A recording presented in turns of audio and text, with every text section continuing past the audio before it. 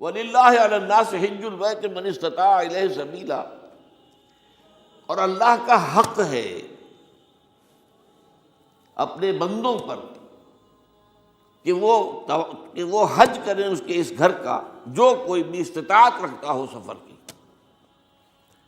اگر زاد راہ ہے، خرچہ ہے، جانے آنے کے اخراجات مہیا ہیں، اور یہ کہ آپ پیچھے جن کو چھوڑ کر جا رہے ہیں ان کے لیے بھی اتنے وقت کا جو ہے وہ انتظام ہے، کھانے پینے کا، گزارے کا، نان نفقے کا، تو آپ پر حج فرض ہو گئے۔ اب اگر اس فرضیت کے بعد کوئی شخص تاخیر کرتا ہے تو وہ بڑے گناہ کے اندر مبتلا ہے۔ جیسے ہی فرضیت ہو جائے، پہلا کام جو ہے، پہلا قرض جو ہے، یوں سمجھیے یہ اللہ کا قرض ہے بندوں پر۔ یہ لام جو آتا ہے، لام اور اعلیٰ، لام کسی کے حق کے لیے، اعلیٰ کسی کے اوپر حق ہونا۔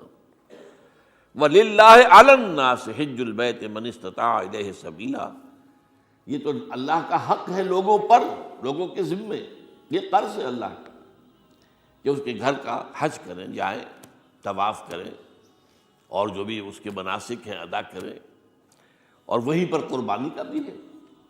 لِيَشْهَدُوا مَنَافِعَ لَهُمْ وَيَذْكُرُوا اسْمَ اللَّهِ فِي أَيَّامٍ مَّعْلُومَاتٍ عَلَىٰ مَا رَزَقَهُم مِّن بَهِيمَةِ الْأَنْعَامِ فَكُلُوا مِنْهَا وَأَطْعِمُوا الْبَائِسَ الْفَقِيرَ، اسی کے اندر جو ہے مناسک کے اندر قربانی بھی ہے۔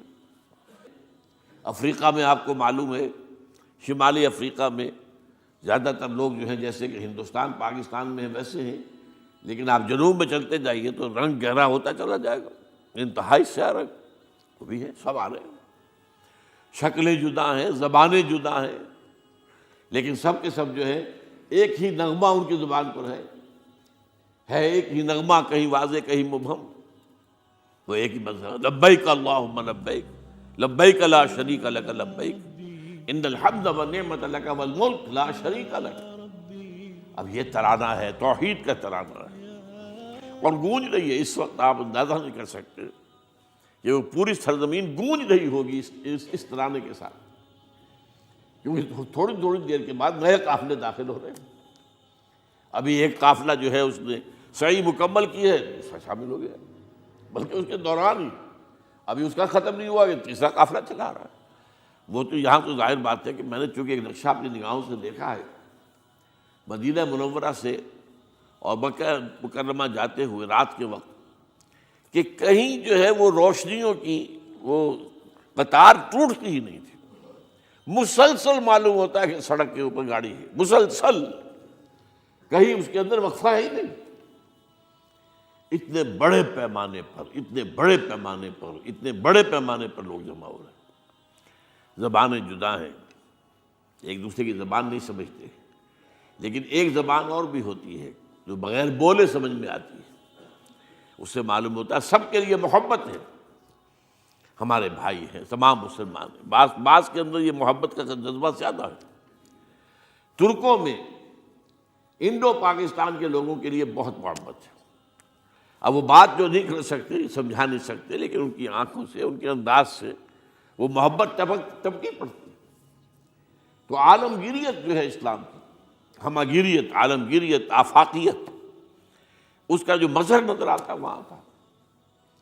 پھر یہ کہ ہمارے ہاں کی جتنے بھی فرقہ بندیاں ہیں وہ وہاں ختم ہو جاتی ہیں۔ وہاں اہل حدیث ہیں، حنفی ہیں، مالکی ہیں، شافعی ہیں، حنبلی ہیں۔ یہ کام بھی کیا ہے آ کر انہوں نے آل سعود نہیں، ورنہ اس سے پہلے جو ہے وہ 4 مصلے علیحدہ تھے، وہاں پر 4 جماعتیں علیحدہ ہوتی تھی۔ یہ حنفی مصلی ہے، یہاں پہ حنفی امام ہے وہ پڑھائے گا، یہ شافعی مصلی ہے، شافعی امام ہے وہ نماز پڑھائے گا۔ تو یہ جو ایک تفریق تھی وہاں بھی موجود تھی، انہوں نے ختم کیا، ایک امام کے پیچھے جماعت ہوگی، اسی میں حنفی بھی ہیں، مالکی بھی ہیں، شافعی بھی۔ کچھ ہیں لوگ جو زیادہ، جن کے اندر کچھ زہر زیادہ گھل گیا ہے فرقے واریت کا، وہ پھر نہیں نماز پڑھتے، وہاں پر محروم رہتے، اس کی فضیلتوں کو چھوڑ کر جا کر کہیں اپنے جو ہے گھروں پر جہاں ٹھہرے ہوئے وہاں جا کے نماز پڑھ لیتے ہیں کہ یہ جو ہے وہابی، ان کے پیچھے ہماری نماز نہیں ہوتی۔ لیکن نہیں، عام طور پر ایسا نہیں ہے، عام طور پر سب لوگ جمع ہیں، نماز پڑھ۔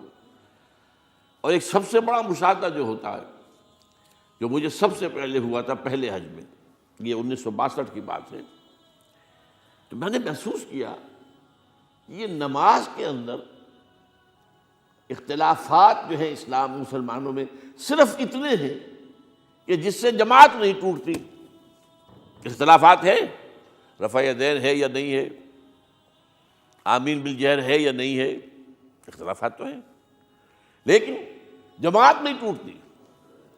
وہ جو ڈرل ہے، ڈرل جیسے کہ ڈرل ہوتی ہے، آرمی پریڈ ہو رہی ہے، وہ ڈرل ختم نہیں ہوتی. ایسا نہیں ہے.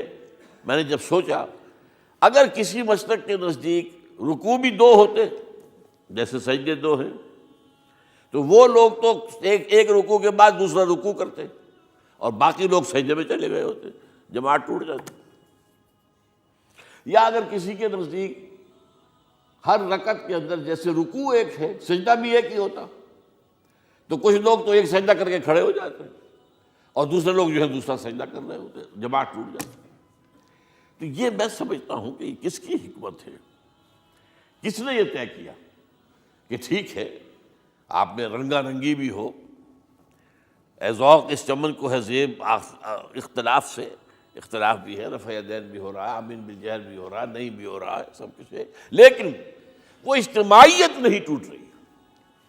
یہ وہ یوں سمجھیے کہ یہ زندہ معجزہ ہے اسلام کا کہ 1400 برس بیت گئے ہیں اور کتنے بڑے علاقے میں یہ اسلام پھیلا ہے. اور یہ کہ مختلف مسالک وجود میں آئے، اس میں کوئی شک نہیں ہے. حنفی ایک علاقے کے اندر آپ کو ملیں گے صرف شافعی، ہندوستان کا بھی مغربی ساحل کے صرف شافعی ملیں گے آپ کو. اس سے آگے آپ جائیے، چونکہ یہ عرب تاجروں کے ذریعے سے ایمان لائے ہیں، یہ لوگ سری لنکا کے لوگ ہیں، انڈونیشیا کے لوگ ہیں، ملیشیا کے لوگ، سب شافعی ہیں. ہندوستان میں چونکہ اوپر سے شمال سے آیا ہے اسلام، یہ ترکوں کے ذریعے سے آیا ہے اور وہ کٹر حنفی تھے، یہاں حنفیت آئی ہے. ترک جو ہے کٹر حنفی، یہ ترکی تو تھے جو آئے تھے. یہ کون تھا؟ محمود غزنوی کون تھا؟ سبکتگین کون تھا؟ الپتگین کون تھا؟ بختیار کاکی کون تھا؟ قطب الدین بختیار، یہ کون تھے؟ سب ترک. اور ترک بھی کون؟ غلامان، خاندان غلامان یاد کیجیے. لیکن بہرحال ان کے ذریعے سے جو اسلام ان کے ساتھ آیا ہے وہ خالص حنفی اسلام، کوئی حرج نہیں. وہاں جا کر سب جمع ہو جاتے ایک وحدت کے اندر.